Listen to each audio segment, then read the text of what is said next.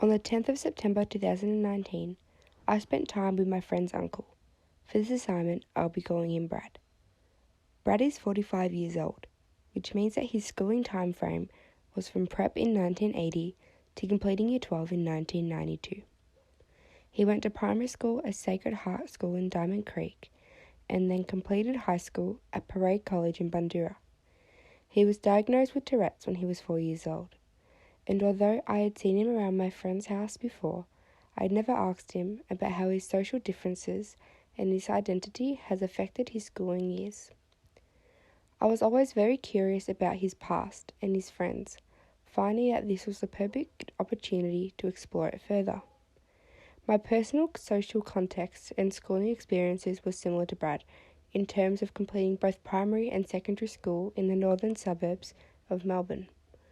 I went to primary school at Glencathan Primary in Eltham North and completed secondary school at Loyola College in Watsonia. I was a very academic child, and I found that school for me was one of the best experiences of my life, finding friends for life, and it also allowed me to get into university in the course that I've always had my heart set on.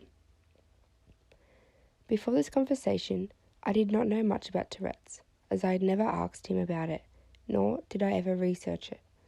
This is why I chose Brad to have a conversation with and find out more about his social upbringing. Having a small conversation to begin with about his Tourette's and his social abnormality, which in fact is very different from my social upbringing, it enabled me to reflect upon my own schooling years and how they were different from his own. Specifically, I reflected upon the fact that I took easy learning capabilities for granted. I never thought much about having a quiet classroom, or never having to be interrupted by teachers and telling me to leave the classroom, or for my classmates to laugh at me for who I am. For Brad, this was something I found that he was forced to get used to, mentioning to me that his classrooms were never quiet. They were either filled with children whispering about him, obviously, or, quoting, my classmates laughing at me, not with me. Having heard this, I now wonder whether this is happening in classrooms in today's society, as I had never experienced anything like it throughout my schooling years. Reflecting upon this aspect of Brad's social life, I thought about Bronfenbrenner's ecological systems theory. This is because Bronfenbrenner had a strong description of how environmental factors influence child's development. This shows us that Brad's environment in the classroom and in the schoolyards have had a very large impact on his development through the bullying and discrimination that he received. I started to wonder what Brad's family thought about his bullying and school and how they reacted to it. After asking Brad this question, he mentioned that before beginning school, his family treated his syndrome as nothing but normal and made him feel like he was just another boy. But when he said that, quoting, it really hit me when I would get pulled out of the classrooms when the teacher was going to put on a movie, so I didn't disrupt the class, or they would ask me to do my tests in another room so it stayed quiet for the other kids. That it showed me that I was different from everybody else. This comment from Brad shook me, and I was speechless, with no idea how to comfort him or to further ask questions. This isolation and seclusion from learning and classroom normalities for Brad had me considering the classroom environments I grew up in. They were very different, of course. I never experienced schooling with someone who had Tourette's, but other kids of my class who had learning difficulties were never singled out, laughed at, or of course they were never asked to leave the classroom, letting me assume that education facilities have taken a zero tolerance to it in the past few decades, which makes me wonder about how many kids who went through schooling many years ago, and if they were prone to this type of behaviour, if they were diagnosed with a disability or learning difficulty. This largely relates to Erikson's stage of psychosocial development, as Brad was in the industry versus inferiority stage, where they are learning to be competent and complete tasks on their own.